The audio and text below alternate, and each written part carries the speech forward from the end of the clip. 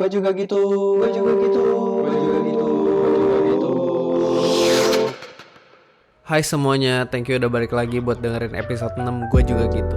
Sebelumnya nih gue pengen ngajak kalian untuk buka Instagram, ketik @koremkomo dan @yutgkkomo. Di sana kita nyediain buat kalian konten-konten firman Tuhan setiap harinya. Semoga bisa memberkati buat kalian. Teman-teman juga bisa cek YouTube IKT87. Nah, itu adalah akun YouTube dari Pendeta Indra yang menjadi narasumber utama di acara ini. Di sana Pendeta Indra membagikan perenungan-perenungannya terhadap firman Tuhan dengan perspektif yang mungkin teman-teman belum pernah dengar. Gue gak akan spoiler banyak-banyak, langsung aja dicek YouTube-nya. Nah, topik kita hari ini seru nih teman-teman. #blessed. Kalau kita disuruh merenungkan berkat Tuhan, apa aja tuh yang muncul di pikiran kita? Mungkin pas dapat nilai bagus di sekolah, dapat bonus di tempat kerja, pas kita sadar kalau hidup kita sejahtera, punya HP bagus, punya mobil, bisa jalan-jalan sama keluarga. Singkatnya, kita #blessed kalau ada hal-hal tersebut di dalam hidup kita. Tapi apakah betul demikian? Apakah Tuhan memang selalu memaksudkan hal-hal yang kita pandang baik sebagai berkat? Berarti Tuhan gak memberkati dong kalau hidup kita jauh dari life goals. Enjoy. Oke, di episode kali ini kita mau mendiskusikan satu topik tentang berkat. Ya, gue rasa nggak perlu intro yang panjang-panjang lah. Tapi yang mau gue bahas di awal, yang cukup menarik perhatian gue, apakah berkat-berkat yang Tuhan kasih itu akan selalu terkait dengan hal yang bersifat materialistik? Jadi gini nih, tadi gue sebelum rekaman ini, gue coba-coba nyari di Instagram dan ketik #blessed diberkati gitu. Dan yang keluar di Instagram itu foto-foto keluarga yang harmonis, jalan-jalan ke luar negeri, teman banyak, party dan lain-lain, rumah yang nyaman. Mungkin kalau dalam konteks Kristen ya beasiswa S2, keluarga harmonis dan lain-lain tadi yang udah gue sebut. Sebagai orang Kristen, ketentuan-ketentuan ini juga berlaku kan buat kita.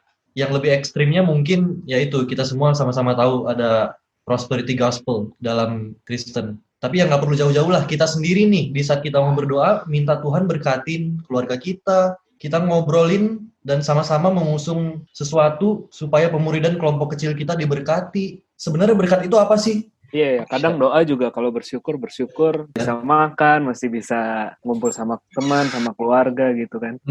Jadi kayaknya kebanyakan kita cenderung untuk melihat berkat sebagai sesuatu yang fisik gitu ya. Iya benar, materialistik ya. Kayak apa jangan-jangan selalu berkaitan gitu ya. Gue sendiri kalau misalnya ada doa bersama gitu, terus ada satu pokok doa khusus untuk hitung berkat gitu.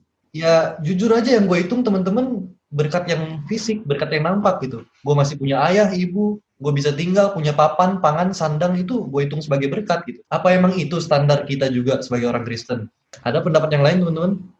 Siapa nih? Gue dulu atau teman-teman yang lain Silakan dulu? kalau mau. Silakan kok. Iya, Kalau lu kalau hasil isikan udah langsung selesai kita. ya teman-teman saya mau menutup ya, jadi percakapan kita barusan ini. Astaga. Ya kalau gue sih dari percakapan tadi ya gue jadi berefleksi kalau kita doa syukur itu tuh dengan segenap hati nggak sih gitu, atau kita tuh doa syukur tuh sebenarnya aduh maaf ya bullshit gitu, omong kosong. Dan kayak Tuhan ngomong sama Israel, syukur lo itu tuh gue udah tahu gitu, kayak gue muak gitu denger lo tuh bersyukur. Males, bukankah persembahanmu itu ada di hadapanku? Kalau aku lapar, tak perlu aku katakan kepadamu. Jadi kayak ibadahnya Israel itu nggak berkenan gitu. Gue ngalamin sesuatu kemarin, mungkin boleh gue ceritakan lah di sini. Jadi gue nonton Vagabond kan tuh Netflix. Ya gue merasa larut lah di dalam cerita cintanya si Cadalgon sama si Goheri itu. Ya, nah terus gue merasa, kenapa gue jadi melo gara-gara dua pasang ini gitu kan. Gue sempet jengkel waktu si Goheri tuh ternyata suka sama Gitaeyong. Ih, cowok jelek kayak gitu disukain. Gue sampai ke bawah banget gitu. Terus akhirnya setelah gue selesai nonton itu, ya gue mikir gitu, kenapa gue nggak menikmati cinta gue dengan pasangan gue gitu kan? Kenapa gue harus mikirin dia? Akhirnya arahnya ke situ tuh. Terus gue masuk ke Google Foto, gue buka semua file-file di Google Foto gue. Sambil gue pakai headset kayak gini, gue dengerin lagu Berkat Kemurahanmu dari NDC. Di Google Foto gue tuh ada foto gue recording pakai baju pendeta gitu kan. Terus kalimat lagu dari NDC itu di telinga gue bunyinya, aku ada saat ini semuanya karena anugerah Tuhan. Gue bener-bener nangis sih, bener-bener terharu, bener-bener bersyukur. Kayak gue ngeliat foto, terus di kuping gue tuh kayak ada suara yang ngasih tahu, tuh lihat tuh, lu bisa kayak gitu, itu anugerah Tuhan gitu. Jadi nampol banget sih momen itu, kayak ngerasa hadirat Tuhan di dalamnya. Dan gue bener-bener pakai istilah lu blessed gitu ya, diberkati. Gue merasa sangat-sangat diberkati. Yes. Mungkin itu sih cerita gue kemarin, satu pengalaman doa yang kayaknya gue juga kalau bersyukur nggak pernah gitu sebersyukur itu gitu. Ya kembali lagi masih gitu ya, ranah rasa syukur kita itu tetap lebih mudah lu merasa bersyukur di saat ada sesuatu yang fisikal, yang nampak. Apakah berkat selalu terasosiasikan dengan sesuatu yang fisikal gitu ya? Tadi di awal-awal sharing, si Ko Indra bilang kurang ajar kali gitu ya, di saat kita ngitung berkat, doa berkat gitu, yang kita lihat ya hal-hal yang fisikal ini. Gue punya rumah, seperti yang Ko Indra bilang di awal gitu ya, entah kita yang munafik atau kurang ajar, di saat doa berkat tuh pasti yang kita doakan sesuatu yang fisikal, yang nampak buat kita gitu, yang sekarang kita miliki. Bahkan ya dari sharing Ko Indra sendiri pun mensyukuri dia jadi pendeta sekarang, yang adalah nampak bagi kita gitu. Punya istri, anak, punya orang tua, punya uang jajan gitu. Ya gue tetap ngerasa apakah berkat ini selalu berkaitan sama sesuatu yang fisikal gitu. Atau kita yang terlalu rendah menilai berkat jangan-jangan? Gue rasa sih sebetulnya dua-duanya. Jadi antara yang unseen sama yang seen gitu kan ya. Allah itu tuh bekerja di dalam hidup kita juga melalui hal-hal yang sifatnya kelihatan gitu. Pertanyaannya adalah apakah kita mampu memaknai Allah di balik setiap berkat jasmani kita? Teman-teman harus jujur, belum tentu loh. Gue inget banget kok. Nah ini karena topiknya masalah kependetaan. Gue inget banget waktu gue ditahbiskan menjadi pendeta itu, Wakil Sekretaris Umum Sinode, Pendeta Untari, itu mengatakan kan dari mimbar, nggak semua orang loh mau jadi pendeta bisa jadi pendeta. Ya itu kalimat yang buat gue waktu itu, iya ya, gue seharusnya bersyukur gitu. Bukan berarti kependetaan itu segala-galanya, sama sekali bukan. Tapi ada karya ilahi di belakang itu. Dan gue harus bisa nyantol tuh di bagian itunya tuh. Jadi kalau lu makan, kan John Piper bikin buku kan, gimana caranya minum jus jeruk untuk kemuliaan Tuhan. Jadi logikanya ada minum jus jeruk yang bukan untuk kemuliaan Tuhan. Terus si Paul Washer ngomong, kapan terakhir kali lu minum air memuliakan Tuhan, kapan? Lah, emang gua terakhir minum air kagak memuliakan Tuhan. Jadi dalam setiap ungkapan syukur kita, itu belum tentu kita kena tuh sama Tuhan di situ. Nah, jadi gini, dari uraian gue yang panjang lebar ini, intinya adalah things yang unseen sama things yang seen, yang kelihatan dan yang tidak kelihatan itu sebenarnya dia juga terkait gitu. Dan kita harus bisa bersyukur juga untuk hal-hal yang visible. Di belakangnya ada tangan Tuhan yang invisible. Nggak tahu, gue juga coba memaknainya sih, pergumulan gue begitu. Nah masalahnya kita kalau tiap hari kan, kita kan nyanyi lagu tuh, hitung berkatnya. Hitung berkat satu persatu. Tapi kita cuman kayak orang ngitung doang, ini gitu. Kayak nggak ada harunya gitu. Nggak ada syukurnya. Jadi kayak, ya emang kita mesti ngitung berkat. Gitu doang gitu loh. Mungkin berkat yang seen dan unseen, keduanya baik kalau emang membawa kita memanjatkan syukur kepada Tuhan ya. Gue jadi berefleksi gitu. Gimana kita bisa tahu orang yang pakai hashtag bless itu benar-benar orang yang merasa bless. Apakah dia benar-benar bersyukur atas Tuhan atau atas fisik itu? Gimana kita tahunya? Kita tahu dia benar-benar punya relasi dan syukur kepada Tuhan saat semuanya nggak ada di hidup dia. Gue keinget cerita Ayub. Saat dia punya semuanya, terus iblis datang bisik-bisik ke Tuhan. Kita cobain dia yuk, nih dia pasti melekat ke Tuhan gara-gara berkat nih, gara-gara kekayaan, kepemilikan dia. Terus diambil kan, di situ dia diuji dan pada akhirnya Tuhan berkenan sama Ayub kan.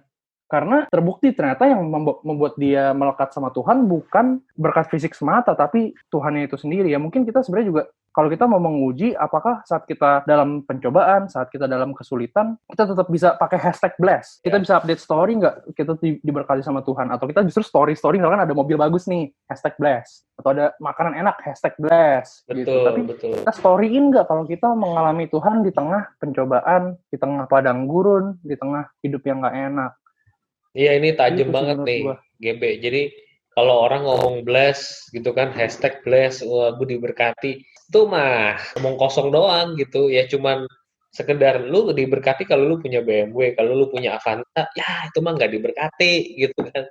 Jadi dalam bahasa Indonesia tuh ada makna pejoratif ya, penurunan makna gitu. Kata bless itu sendiri, diberkati sama Tuhan itu jadi kayak sampah. Ya elah masa kayak gitu lu anggap diberkati Allah, yang bener aja. Allah sendiri nggak ngerasa ngeberkatin kali ya? Boleh nggak sih gue ngomong gitu? Bangsa ini memuliakan aku dengan bibirnya. Kita memuliakan Allah dengan hashtag, which is itu nonsense sama sekali. Jadi bersyukurnya salah sasaran dong. Bener. Iya. Benar, sasaran. Makanya kayak gimana sih orang ngomong tuh, kalau orang Amerika bilang apa, you mean it gitu ya. Lu tuh memaksudkannya. Tapi kalau kita doa syukur Tuhan, saya bersyukur saya bisa punya ini, kayak hidup yang casual gitu loh. Kayak lu tuh bersyukur gitu. Kayak yang tadi GB bilang, hashtagnya tuh udah dipakai orang terlalu banyak, tapi dia dalam hati nggak feeling so blessed gitu. Jangan-jangan yang pakai hashtag blessed ada yang ateis juga tuh. Bersyukur ke siapa orang kayak gitu. Tragis juga ya kalau orang merasa diberkati, dapat BMW gitu, misalkan buat dia luxury gitu, blessingnya extraordinary, tapi buat Tuhan tuh receh. Jadi menurut gua ya kalau sampai ke sini sih semakin tajam ya. Apakah hal-hal yang sifatnya duniawi itu bisa kita syukuri? Gua semakin yakin bisa. Cuman masalahnya yang mana yang lu syukurin? Mungkin kalau gue coba simpulkan, kemana lu mengarahkan pandangan lu dari hal-hal yang lu dapat, hal-hal yang lu miliki secara fisikal ini gitu ya. Iya, lu bersyukur nih. Lu bersyukur kenapa? Mungkin gini sih, hal-hal yang kelihatan ini ya datangnya dari yang tidak kelihatan itu, yang adalah Allah sendiri gitu ya. Soalnya dulu gini teman-teman, gue nggak tahu deh kalian gimana waktu gue masih SD, gue diajarin kalau berdoa tuh satu, mesti memuji Allah. Yang kedua, lu mesti bersyukur. Yang ketiga, lu mesti minta ampun. Yang keempat, lu baru boleh memohon. Yang kelima, dalam nama Yesus. Jadi kadang kita suka disalahin sama orang kalau doa nggak bersyukur dulu. Jadi syukurnya kita tuh kadang-kadang tuh nggak syukur lah intinya mah gitu. Ya kalau gitu, gue sampai pada pertanyaan yang baru nih. Coba deh teman-teman kita sama-sama definisikan hal-hal apa yang layak, yang valid gitu untuk sebenarnya lu doain jadi berkat dalam doa lu. Kalau nyatanya kita sampai pada konklusi hal-hal yang fisikal, yang nampak sebenarnya bisa jadi ecek-ecek di hadapan Tuhan. Kalau itu apa yang layak sebenarnya di hadapan Tuhan untuk kita nyatakan sebagai berkat? Misalnya gue bersyukur gitu habis melewati sesuatu masa sulit gimana? Misalnya dulu apa ya? Dulu gue gagal masuk perguruan tinggi negeri gitu. Toh sampai sekarang gue bukan mati kelaparan gitu kan. Gue bukan jadi orang yang gagal-gagal banget gitu kan. Dan setelah itu lu berhasil gitu ya, melewati itu. Iya, maksudnya hidup gue nggak hancur gitu dengan gue tidak mendapatkan apa yang gue inginkan gitu kan. Atau misalnya pas gue kerja, gue kan beberapa kali pernah curhat sama kalian kan, aduh susah banget nih gue, dimarahin bos terus gitu kan. Dan itu gue ternyata melewati itu dan sampai akhirnya ketika gue resign waktu itu dari kantor gue resign dengan baik-baik gitu kan. Nah di situ gue bersyukur gitu. Kira-kira itu bisa dibilang dalam tanda kutip valid nggak ya? Gue rasa syukur gue gitu. Itu dia, jadi kalau ngomong gitu berarti berkat juga terkait dengan keberhasilan dan kenyamanan dong. Ya, gue sih selalu mengatakan di khotbah, di refleksi saat teduh, gue selalu mengatakan kata sensitif gitu. Kita harus punya sensitivitas sama Tuhan. Kalau kita punya sensitivitas sama Tuhan, di hadapan kita setiap detik itu meter. Kita benar-benar siap untuk menerima berkat Tuhan, apapun yang ada di depan kita. Nah, menarik nih yang Wendrik tanya juga, apakah yang namanya diberkati Tuhan itu selalu hal yang baik ya, yang positif ya? Iya betul, kenyamanan, keberhasilan. Kenyamanan, hidup yang luxury. Iya. Kalau lu pakai iPhone Pro Max 11, lu diberkati. Kalau lu pakai Redmi Note 8, lu gak diberkati. Gue sih rasa nggak begitu. Gue juga ngelihat ya, kadang-kadang kalau kita dikasih kesempatan untuk gagal, tadi kan ceritanya Tama kan, dikasih kesempatan untuk gagal kok bless. Gue pengen bahas ini nih teman-teman, ingat nggak Rasul Paulus? Rasul Paulus itu kan ada duri dalam dagingnya yang tidak dicabut sama Tuhan. Dia udah doa 3 kali, nggak dicabut sama Tuhan. Dan terakhirnya dia bilang kan, justru dalam kelemahan aku malah jadi kuat gitu. Nah justru dia bersyukur karena duri dalam dagingnya itu. Buat gue mungkin kita ada cacatnya teman-teman ya. Sorry gue nggak tahu pendengar ini ada yang mungkin di fisiknya ada yang saya kok kayak gini ya, nggak seperti teman-teman saya yang lain. Itu tuh berkat Tuhan gitu yang lu mesti syukuri. Gue kadang ngelihat misalnya orang kerjanya driver gitu ya. Gue merasa kerja sebagai driver itu bukan sesuatu yang rendah loh teman-teman. Dia punya talenta segitu. Yang dituntut Tuhannya segitu gitu. Talenta gue lebih gede dari dia. Enak apa enggak? Jangan bilang enak, pusing. Lu dikasih lebih, dituntut lebih sama Tuhan. Iya, jadi sebenarnya berkat apa kutuk tuh? Kalau gue mau ngomong provokatif. Lu pinter, berkat apa kutuk? Disuruh-suruh lu, disuruh ini, pinter. Tapi kan orang pinter juga nggak mau disuruh-suruh kan? Gue tertarik sih. Pertama yang gue keinget itu adalah khotbah mengenai dosa yang di YouTube, khotbah lu. IKT 87 coy. Yo, subscribe, like, ya. Jangan lupa di-share ke komunitas kalian masing-masing ya. Dosa itu sebenarnya bukan yang kayak kita ngaku dosa setiap minggunya, tapi kita kan lebih berdosa daripada apa yang kita bayangkan kan. Pas kejadiannya Petrus sama Yesus disuruh menjala ikan, Petrus ngaku dosa gitu. Tuhan menjauh dari aku gitu karena aku orang berdosa. Itu dosa yang gak sadar kan. Ternyata selama ini ada di dalam diri kita gitu. Dan lebih banyak daripada itu. Gue rasa kalau kita ngomong gitu berarti ini juga agak mirip-mirip nih tentang bersyukur. Bersyukur ya banyak hal yang Tuhan tuh baik gitu kan. Tapi kita nggak sadar dia tuh sebaik itu. Apalagi yang perlu kita sadarin tadi Wendrik sebenarnya udah ngomong bahwa apa yang kelihatan ini membuktikan basis, yaitu sesuatu yang tidak kelihatan itu sebenarnya lebih real dibandingkan dunia yang kita rasakan sekarang. Gue rasa mungkin tujuannya bersyukur ya supaya kita semakin sadar gitu Tuhan itu ada dan hati kita bisa ngerasain Tuhan seperti kita minum air, kita megang gelas ini, kita bisa dengar Tuhan kayak kita ngobrol sekarang. Itu sama realnya gitu. Tapi kita kan nggak bisa sadar kan, langsung gitu. Iya. Gue tadi dapat satu ilustrasi menarik nih teman-teman ya. Ada teolog, ada filsuf evangelical namanya Francis Schaeffer. Jadi ceritanya dia lagi naik pesawat terbang tahun 47 ya, 45 gue ingetnya pas Indonesia merdeka lah pokoknya kira-kira. Itu dia naik pesawat terbang udah tua banget, pesawatnya ada 2 mesin di sayap kanan dan sayap kiri ya. Nah di tengah jalan itu di Samudra Atlantik ya, di tengah-tengah dari Eropa menuju ke Amerika itu tiba-tiba mesinnya mati satu, terus pilotnya keluar dari ruang kemudi dan mengatakan kepada para penumpang, kita akan segera jatuh pakai pelampung. Si Francis Schaeffer sebagai salah satu penumpang langsung dia berdoa sama Tuhan. Rupanya berita pesawat yang jatuh ini itu sampai ke Amerika Serikat, ke keluarganya si Francis Schaeffer sama keluarganya orang-orang yang pada di situ lah gitu kan, yang penumpang itu gitu keluarganya pada tahu, pesawatnya mau jatuh ternyata itu disiarkan gitu. Jadi keluarganya si Francis Schaeffer, istri sama 3 anaknya berdoa, berlutut berdoa, Tuhan tolong selamatin pesawatnya Francis Schaeffer. Nah, waktu pesawat itu udah mau nyentuh lantai, gue nggak tahu tuh air apa daratan tuh ya tadi, gue lupa ceritanya. Tiba-tiba mesinnya nyala teman-teman, mesinnya nyala terus dia naik lagi, terbang lagi kayak biasa gitu. Begitu landing di Amerika, Francis Schaeffer nanya sama pilotnya, kenapa tadi tuh gitu kan, kok bisa nyala lagi mesin? Terus si pilotnya bilang, saya tidak tahu, biasanya kalau mesin mati begitu udah pasti satu pesawat mati jatuh di daratan, di dataran. Tahu nggak Francis Schaeffer ngomong apa? Dia bilang begini, kamu nggak tahu ya itu kenapa tadi? Saya kasih tahu ya, itu tadi Allah bekerja. Saya berdoa sama dia dan Allah itu bisa bekerja. Francis Schaeffer ini kan teolog tahun ya abad-abad itulah ya. Dia meninggal tahun berapa tuh? 80-an atau 70-an.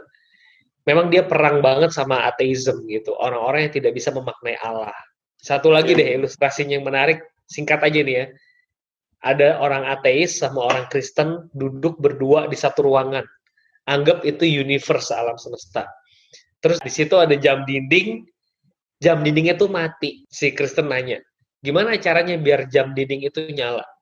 Si ateis bilang, kalau nggak gua, lu. Di antara kita berdua, satu di antaranya harus naik ngambil jam dinding, ganti baterainya.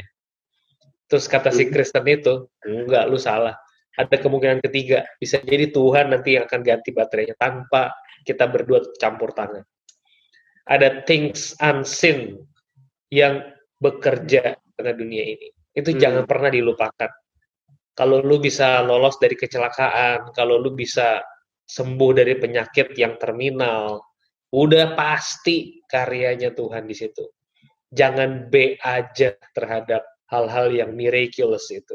Jadi nyatanya emang Tuhan bekerja untuk kita sendiri juga fisikal kan. Dan pekerjaan Tuhan pasti ada kaitannya dengan sesuatu yang kita miliki gitu ya, yang fisikal ini. Tapi fokus lu harus ke Tuhan. Mungkin bukan ke pekerjaan Tuhan yang kelihatan, tapi ke pribadi Tuhan yang gak kelihatan itu. Dan pekerjaannya menurut gue itu kelihatan dan itu bisa dirasakan. Verifiable lah Tuhan kita itu. Gue selalu bilang begitu kan. Ya gue tertarik banget sih, karena dari kemarin gue jadinya menggumuli itu gitu. Hati kita sebenarnya tahu dia punya reseptor-reseptor untuk mendeteksi gitu. Kalau Allah itu bisa dirasakan. Cuman gue mikirin gitu jadinya. Dia ngebandingin orang-orang dengan pemikiran-pemikiran filosofis lain gitu. Misalnya ada yang bilang realita itu tuh sebenarnya nggak benar-benar real gitu. Ada juga orang yang bilang tentang segala sesuatu di dunia ini nggak ada yang absolut, di mana lu bisa menakarkan segala sesuatunya gitu. Maksudnya nggak ada yang bisa dijadikan patokan bagi kita untuk mendeteksi sesuatu itu real atau enggak. Tapi si Tozer bilang, lu buktiin aja, lu bisa gak hidup kayak gitu. Orang-orang dengan pemikiran yang ribet berusaha menjauhi pemikiran mereka sebenarnya. Mereka berusaha hidup di dalam realita sebenarnya. Mereka ingin memastikan pas mereka bangun tidur, mereka nginjek lantai, mereka tetap ada di dasar. Karena mereka nggak bisa hidup dalam ketidaknyataan. Justru orang-orang Kristen yang seolah-olah percaya sesuatu yang nggak nyata, mereka justru lebih menikmati kenyataan gitu katanya. Mereka justru lebih menikmati matahari terbit, mereka makan bisa menikmati lebih. Nah, gue jadi mikirnya sih justru ini real banget nih, yang tidak kelihatan ini sangat real sehingga menyebabkan kita bisa menikmati dunia kita sekarang ini gitu. Lebih daripada saat kita nggak tahu kalau Tuhan itu ada. Orang bisa argue teori penciptaan macam-macam ya, dari evolusi lah, macam-macam lah gitu kan. Tapi at the end kalau lu nggak percaya bahwa Tuhan ada di belakangnya, lu belum mengetahui apa-apa. Ini gue kasih ilustrasi lagi deh dari Francis Schaeffer tadi ya. Di ruangan tertutup itu, jadi di satu ruangan itu ada 2 bangku, ada 2 orang, Kristen sama ateis itu. Ini kan alam semesta nih ceritanya nih. Si ateis itu bilang, gue akan nyelidikin semuanya, dan gue akan membukukan hasil penyelidikan gue yang saintifik. Jadi dia bikin buku tebal banget, berapa puluh tahun lah dia nulis buku mengenai alam semesta yang saintifik, yang ilmiah. Terus udah gitu bukunya datang, satu gepok, dikasih ke si Kristen. Tuh, lu baca. Hasil penelitian gue terhadap ruangan ini. Konkret, ilmiah ada di situ. Silakan dibaca. Dan si Kristen juga bacanya juga butuh waktu banyak kan. Karena bukunya tebal banget. Jadi dia baca, begitu selesai dia baca, dia bilang, lu keren. Lu bisa memformulasikan alam semesta menjadi sebuah sains seperti ini. Tapi lu cuma tahu separuh kebenaran. Kaget si ateisnya, separuh? Ini udah semua. Lu tahu nggak siapa yang bikin semuanya ini? Kalau lu nggak percaya adanya Tuhan, pengetahuan lu itu nggak utuh sebenarnya. Kalian suka ini nggak sih? Dulu waktu kecil gambar di kertas gambar A3 tuh ada gambar 2 gunung jalan, terus ada sawah gitu, ada mataharinya tuh, terus ada burung. Iya. Ngalamin. Karena kenapa cuma bisa gambar itu doang gue? Jadi maksud gue gini, di balik alam semesta yang indah tuh nggak mungkin dia terjadi kayak gitu. Pasti ada arsiteknya, ada desainernya. Dan kita harus punya rasa takjub menurut gue. Kayak misalnya kita lihat laptop nih, di ujung kanan atas ada tombol power kan. Di bawahnya backspace, di bawahnya enter, dan seterusnya. Ini pasti ada desainnya. Jadi logika yang sama itu harus kita pakai waktu kita ngelihat kehidupan kita sehari-hari.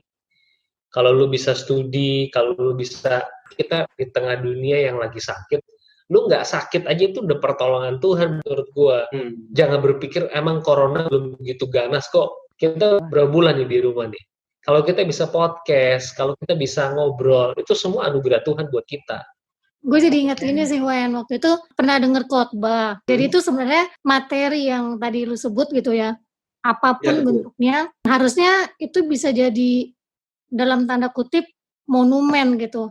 Jadi ketika kita melihat itu, kita akan kembali mengingat Tuhan gitu. Gue gak lupa sih waktu itu siapa yang khotbah ya, tapi intinya adalah itu. Jadi mungkin dia juga mau menjelaskan, ya itu tadi balik yang Musa bilang gitu. Ketika kita mendapatkan ini, ada orang, dalam tanda kutip orang gitu ya, yang di belakangnya yang berkuasa gitu. Nah gue jadi ingat khotbah itu. Jangan batu penjurunya itu Ebenezer. Sampai di sini Tuhan menuntun kita itu loh di 1 Samuel.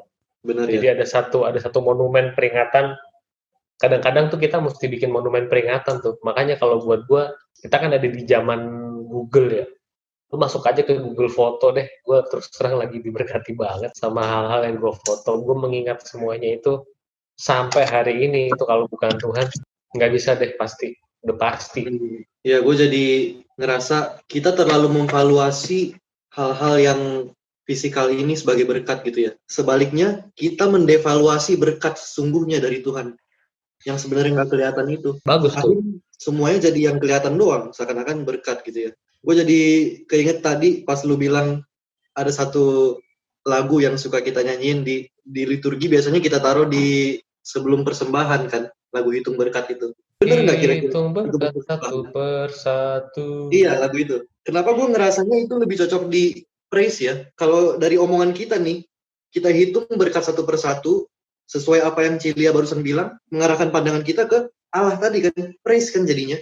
Tapi kita, jangan-jangan kita juga salah dari nyanyi itu aja kita ngerasa hitung berkat dan lu harus persembahin ke Tuhan. Itu udah jadi hal yang lazim buat kita kan. Ya, benar-benar pengamatan yang bagus. Sekali-sekali kita taruh di depan ya. Mungkin sebelum nyanyi, jemaat suruh merem dulu, mikir apa aja sih berkat Tuhan.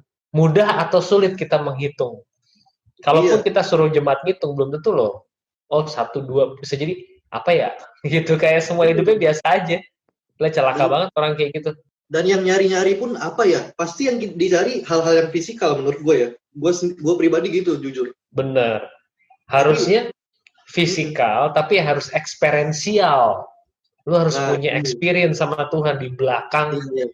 Sesimpel lu punya Tuhan, lu merasakan Tuhan, itu udah cukup untuk lu bersyukur sebenarnya, untuk ngerasa itu berkat. Satu pertanyaan lagi nih, boleh nggak kita berdoa supaya keluarga kita tuh nyaman-nyaman aja, supaya pemuridan kita lancar, gue bisa kenal anak gue lebih dalam, ngobrol lebih nyaman. Ini kan seakan-akan fisikal tadi kan, dan materialistik. Tapi belum tentu gue mengarah ke Tuhan sebenarnya, di saat gue ngomong ini. Kalau kita mengenal Tuhan, nggak mungkin kita doa kayak gitu menurutku. Ya, kita pasti akan, kita tahu lah di depan kita ini nyaman, emang nggak akan. Di depan kita ini suffering, penderitaan. Kalau kita betul-betul mengenal Tuhan, menurut gue kita nggak akan minta hal kayak gitu. Kita akan minta, instead of luxury life, kita akan minta strength untuk, endurance. Menurut gue sih itu. Setuju. Itu yang lagi gue gumulin sih sekarang ini. Jadi kita nggak akan minta itu, karena di depan pasti susah. Konflik pasti ada. Lu dengan siapapun lu akan konflik, termasuk kita di dalam grup podcast ini. Yang katanya gereja Tuhan, sesama gereja pasti konflik. Udah, nggak usah mikir gimana menghindarinya. Salah besar kita. Tapi how to endure ya, how to sustain menurut gue sih gitu. Jadi kalau lu minta kenyamanan, bisa dipastikan lu salah di sana ya? Iya dong, jelas banget. Nggak ada kenyamanan, itu utopia belaka itu. Kristen harus menderita gitu ya? Bukannya harus menderita, tapi lu ada di dunia yang memang nggak ideal gitu. Pasti lu konflik kan sama orang. Gue nggak suka tadi lu ngomong sama gue misalnya gitu. Itu kita bisa begitu gitu. Gue bisa begitu sama orang, gue bisa digituin orang. Ya gue jadi banyak berefleksi pribadi sih, karena ya gue pribadi seperti yang udah gue cerita tadi juga, cenderung menghitung berkat sebagai sesuatu yang nampak. Punya orang tua itu gue syukuri banget gitu. Tapi ternyata ya kembali lagi gitu ya, benar-benar gue teringat yang lebih penting, gue punya orang tua itu sungguh campur tangan yang besar dari Tuhan. Gitu. Di saat lu bisa ngeliat itu, wow, lu merasa terberkati gitu. Iya. Gak semata-mata punya orang tua doang, terus lu bisa bersyukur. Tapi lu punya orang tua dan itu berkat dari Tuhan, ini pemberian Tuhan, itu layak disyukuri gitu ya.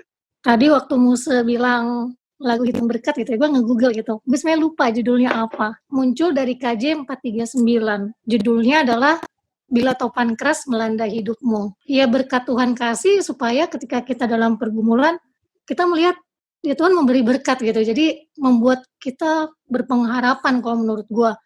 Gue jadi baca lagu ini gitu di Google kan. Di refnya kan kita tahu kan, berkat Tuhan mari hitunglah, kau kan kagum akan kasih-Nya gitu kan. Tapi kalau kita baca baitnya, itu tuh bila topan keras melanda hidupmu, bila putus asa dan letih lesu, berkat Tuhan satu-satu hitunglah. Kau niscaya kagum oleh kasih-Nya gitu. Bait kedua, ketiga, dan keempat pun itu mengenai pergumulan, adakah beban membuat kau penat, salib yang kau pikul menekan berat, bila kau memandang harta orang lain, ingat janji Kristus yang lebih permai.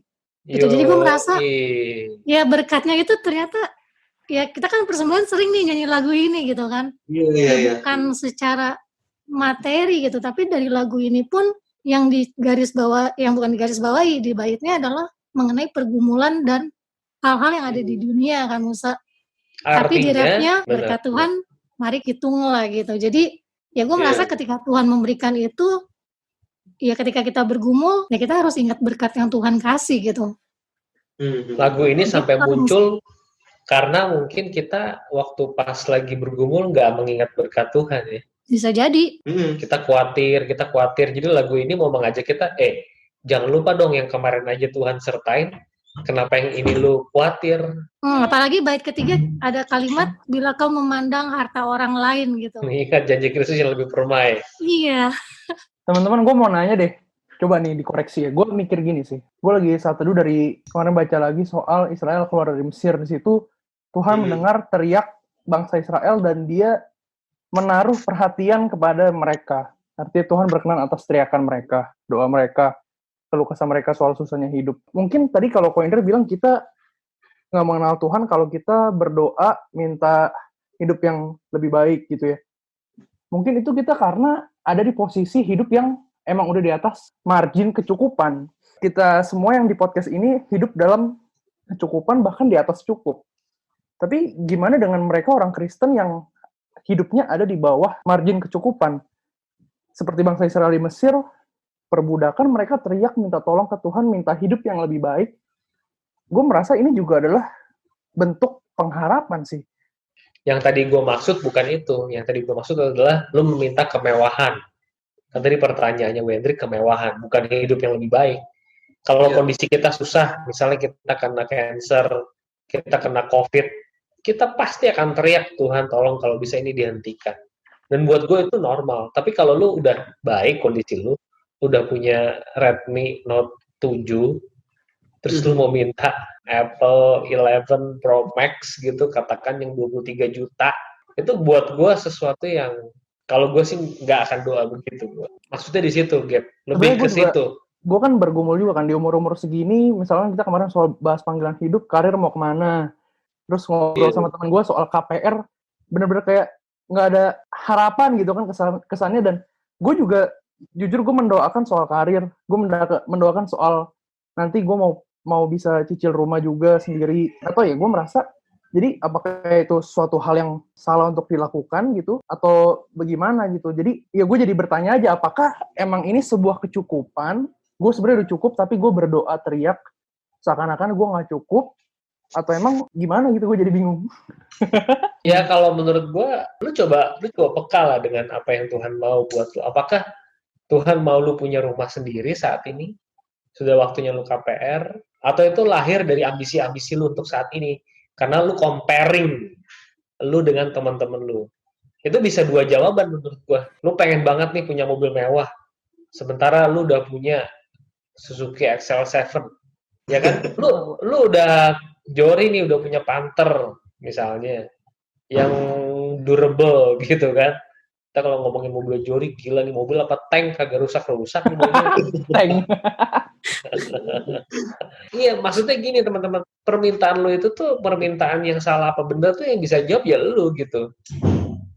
Lu berdoa itu dari kebutuhan lu memang, atau lu comparing diri lu dengan orang gitu. Aduh Tuhan gimana? Kalau menurut gue nggak apa-apa sih, lu doa kan kata firman Tuhan, nyatakanlah segala kekhawatiranmu. Tapi ya selain lu menyatakan juga gue minta lu berefleksi juga, yang lu minta itu sebetulnya terlampau besar apa enggak sih? Atau permintaan lu tuh sebetulnya berlebihan. Lu mau minta sampai gimana kalau Tuhan nggak kasih juga Tuhan nggak kasih. Tapi kalau lu nggak minta, kalau emang itu yang sesuatu yang buat lu Tuhan kasih, lu kan pusing pala kita jadi mikirin itu. Gue keinget satu ayat sih kalau ini ya dari sharingnya GB. 1 Korintus 10 ayat 23 dikatakan di sini segala sesuatu diperbolehkan, benar, tapi bukan segala sesuatu berguna.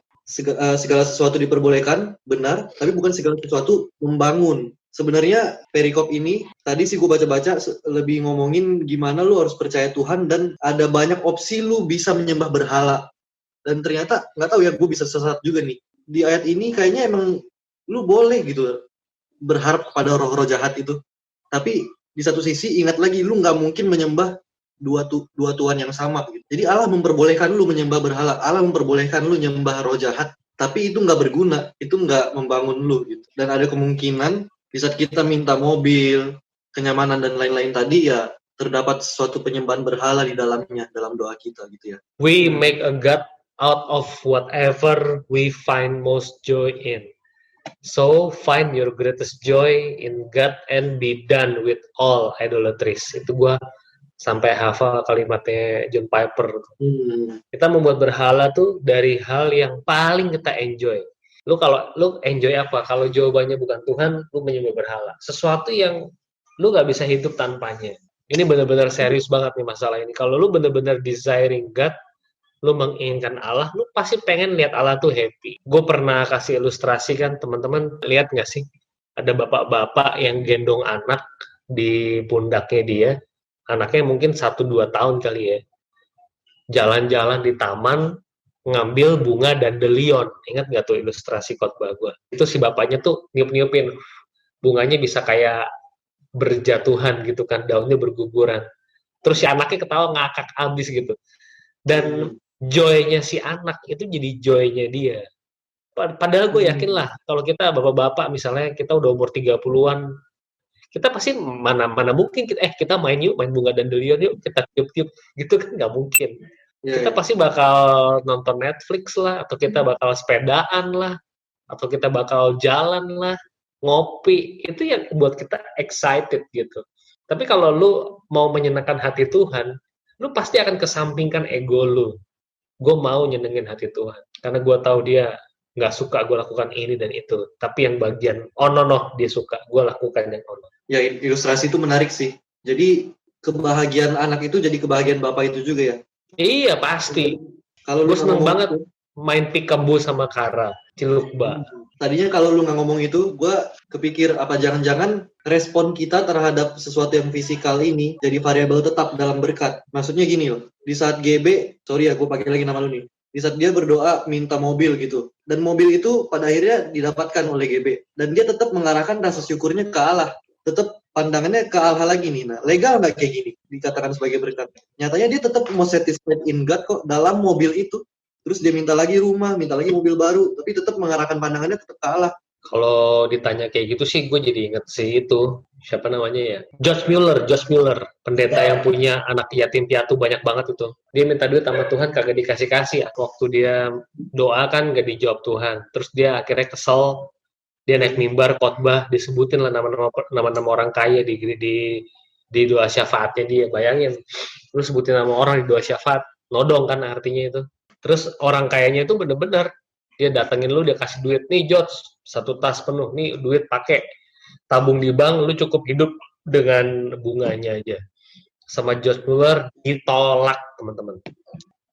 Kalau menurut gua ya, kalau lu too much blessed, terlalu banyak diberkati, lu harus mikir, kenapa gue diberkati? Jangan seneng, gue diberkati nih, kayaknya nggak begitu deh. Apa ya yang gue mesti lakukan dengan berkat Tuhan ini? Ingat aja kalimatnya pendeta Stephen Tong terkenal. Dia bilang, pintu kebuka bukan berarti lu boleh masuk, pintu ketutup bukan berarti lu nggak boleh masuk. Lu dapat mobil yang mewah bukan berarti Tuhan berkenan. Lu mesti mikir, apa yang Tuhan mau ya? Ya, ilustrasi tadi sih menggambarkan banget. Nggak selalu anaknya senyum, bapaknya juga senyum loh. Nggak selalu anaknya ketawa, bapaknya juga ketawa lepas gitu ya. Iya. Jadi ya itu yang perlu kita tetap doakan ya. Yang gimana bapak ini tetap ketawa terhadap kita, anaknya yang kotor, hancur, bobrok ini. Selayaknya Tuhan nggak bakal ketawa lihat kita. Dan menurut gua karena kita orang berdosa, kita harus menyesuaikan sense of humor kita kalau pakai istilah ketawa, dengan sense of humornya Allah gitu. Jangan-jangan kita itu nggak lucu buat Tuhan, tapi kita ketawa gitu kan. Buat Tuhan kita tuh nggak asik gitu kan. Kita pikir kita asik kok, tapi buat Tuhan lo apaan sih gitu kan. Kita kan bisa ngomong sama teman kita, lo apaan sih? Emang Tuhan nggak bisa ngomong sama kita, lo apaan sih? Karena kita terlalu menganggap diri kita asik. Asli lu nggak asik. Gue yakin Tuhan juga kayak gitu. Dia Allah yang hidup. Ya benar sih, bisa jadi ingin KPR, mobil, atas dasar kesok asikannya kita ya. Lagi di lagu Hitung Berkat itu juga sebenarnya kan tujuannya itu supaya kita semakin tahu karya keselamatan yang Tuhan kasih kan. Kalau kita berargumen bahwa bersyukur itu adalah kebanyakan hal material, itu juga agak aneh. Kenapa kalau gitu hal yang paling kita syukuri, biasa kita ngomong ya, adalah karya keselamatan kan. Kayak ada jurang di antara kedua hal yang bisa disyukuri itu gitu.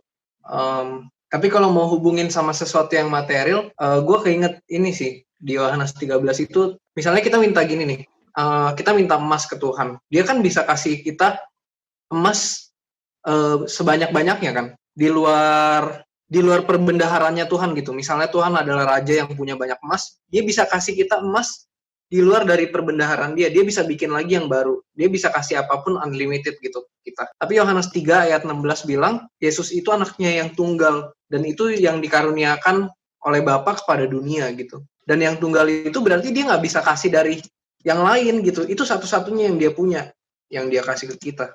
Apa ya, gue ngerasa agak aneh nih, ada jurang yang besar antara kita mensyukuri hal yang material dan mensyukuri karya keselamatan. Padahal katanya paling harus kita syukuri adalah karya keselamatan Tuhan Yesus kan. Kalau menurut gue ya, karya keselamatan Tuhan itu tetap aspeknya tuh utuh, teman-teman. Dia tidak terpisah. Memang betul, yang paling ultimate itu adalah karya keselamatan, menyelamatkan saudara dan saya dari cengkeraman maut ya. Tetapi ingat juga bahwa karya keselamatan Tuhan itu tuh sifatnya holistik gitu. Ingat loh, Tuhan itu datang bukan cuma buat orang berdosa jadi bertobat, tapi buat orang buta melihat, orang tuli mendengar, orang bisu bicara, orang kusta sembuh. Jangan lupa aspek itu. Itu integrated di dalam karya pemulihannya Kristus. Jadi kalau menurut gue, semua yang terjadi hari ini untuk menggambarkan satu hal, bahwa Allah itu kasih, dia itu baik. Dia memberkati dunia akhirat, boleh dibilang gitulah. Boleh dibilang begitu. Dan menurut gue kita harus punya perspektif itu juga. Iya, makanya kayak ada jurang gitu. Kita kadang bisa bersyukur apa ya? Oh iya, barang-barang, keluarga sehat. Oh iya Tuhan, terima kasih juga ya untuk karya keselamatan yang Tuhan kasih. Padahal itu yang ultimate. Tapi kita nggak menghubungkannya gitu. Kalau sampai ada jurang seperti itu, berarti kita syukur yang kita naikkan pun itu bukan syukur menurut gue. Itu kayak ucapan kewajiban syukur. Boleh nggak ya gue ngomong gitu ya? Kita kan wajib bersyukur kan, jadi ya kita bersyukur deh buat ini. Jadi cuma compulsory aja itu, tapi tidak dari hati lu bersyukur, lu tidak compulsory kok. Compulsory wajib, compulsory itu wajib. Artinya. Ya kalau dari yang David sharing sama respon Ko Indra, ada satu ayat yang mungkin bisa lah jadi jawaban buat kita semua gitu ya. Dari Maleakhi 2 ayat 2. Jika kamu tidak mendengarkan dan jika kamu tidak memberi perhatian untuk menghormati namaku, firman Tuhan semesta alam, maka aku akan mengirimkan kutuk ke antaramu dan akan membuat berkat-berkatmu menjadi kutuk. Dan aku telah membuatnya menjadi kutuk sebab kamu ini tidak memperhatikan. Kalau kita nggak memberi perhatian, nggak menghormati ke nama Allah tadi, ke Kristus tadi, ya berkat-berkat itu mungkin banget jadi kutuk buat kita, teman-teman. Berkat yang kita terima secara fisikal, mobil dan lain-lain, rumah, keluarga, sangat mungkin jadi kutuk buat rasa ya, di saat kita terlalu fokus ke sana dan lupa akan penghormatan ke Tuhan ini gitu. Kalau dari gue ya, mungkin closingnya kita bisa lihat hari ini Singapura defisit 40% lebih ya. Ekonomi Singapura taking big hit gitu ya. Dapat pukulan yang sangat besar. Indonesia juga mungkin bisa begitu, cuma mungkin kita masih agak lama mungkin. Ya ini waktunya kita buat sadar lah menurut gue, mumpung kondisi belum begitu buruk. Kalau kita juga nggak bisa memiliki semua hal. Kalau dulu nggak ada krisis begini, kita bisa punya apapun. Sekarang kita udah mulai Udah mulai mikir nih, gue bisa punya ini nggak, gue bisa begini nggak. Kita nggak tahu kita mengalami resesi nggak. Ya mudah-mudahan sih enggak lah, kita berharap. Makanya ekonomi harus jalan terus gitu kan. Kalau ekonomi berhenti, lockdown itu akan mempercepat resesi ekonomi juga. Menurut gue butuh hikmat bijaksana ilahi sih dalam kondisi yang kayak gini. Dan kalau buat kita, ya kita mesti sadar nggak semua kita bisa miliki menurut gue. Dan ini momentum yang paling tepat untuk merefleksikan semua keinginan kita. Gue ada satu ayat juga buat jadi, semoga ini bisa jadi penutup buat kita semua ya, dari Matius 5 ayat 8. Berbahagialah orang yang suci hatinya, karena mereka akan melihat Allah. Diberkatilah mereka yang murni hatinya, sebab mereka akan melihat Allah. Berbahagialah segala orang yang suci hatinya, karena mereka itu akan memandang Allah. Gue merasa Tuhan seharusnya kita maknai sebagai sesuatu yang beautiful, yang memiliki nilai keindahan. Tapi kita cenderung memaknai Tuhan sebagai sesuatu yang useful, memiliki nilai kegunaan. Kalau kita dengar musik, kita menikmati musiknya kan, bukan karena dengar musik terus jadi gue bisa kaya, gue bisa dapat ini, dapat itu. Tapi sensasi dari musik itu yang kita nikmati. Walaupun ya Allah yang beautiful itu jugalah Allah yang useful buat kita, teman-teman. Bahkan begitu useful. Kalau tadi si Ko Indra bilang, di pandemi ini kita nggak bisa memiliki segala hal. Tapi gue rasa Yohanes 3 ayat 16 berkata, kita bisa memiliki segala hal di dalam Kristus. Karena begitu besar kasih Allah akan dunia ini. Gitu. Sehingga ia telah mengaruniakan anaknya yang tunggal, supaya setiap orang yang percaya kepadanya tidak binasa, melainkan beroleh hidup yang kekal. Hidup kekal itu yang indah, dan inilah berkat yang sesungguhnya itu gue rasa ya. Semoga kita juga bisa memandang ini seperti Matius 5 ayat 8 tadi, dan mulai mengesampingkanlah berkat-berkat fisik itu sebagai berkat yang ultima. Ya teman-teman, mari kita berdoa. Bapak, kami ada di dalam situasi yang sulit. Kami melihat negara-negara di dunia juga sulit, bahkan sudah mengalami resesi. Lebih dulu daripada Indonesia. Tuhan, kami berdoa memohon belas kasihan Tuhan. Tuhan memberkati, Tuhan memulihkan supaya bangsa ini luput dari resesi. Masyarakat tetap sejahtera, sesulit-sulitnya situasi pada saat ini. Dan terutama ya Tuhan, tolong kami supaya kami punya iman dan pengharapan. Sehingga kami semangat menjalani hidup, nggak loyo, nggak stres, depresi. Mungkin banyak orang yang seperti itu hari ini, Tuhan. Kami mohon kemurahan-Mu kembali Kau turunkan buat kami. Tuhan, sudah dari bulan Maret sampai bulan Juli, kira-kira 4 bulan kami di rumah, Tuhan. Kami bisa menikmati persekutuan yang terbatas seperti ini. Kami mau bersyukur. Dan Tuhan, tolong pelihara iman kami, pengharapan kami. Para pendengar podcast ini Tuhan boleh betul-betul diberkati lewat percakapan kami. Dan mereka boleh menengadah ke atas, melihat, memperhatikan Tuhan. Kami mau bersandar lagi kepada Tuhan. Terima kasih Tuhan untuk berkat-Mu bisa ngobrol banyak malam ini. Kami bersyukur. Di dalam nama Tuhan Yesus Kristus kami berdoa. Amin.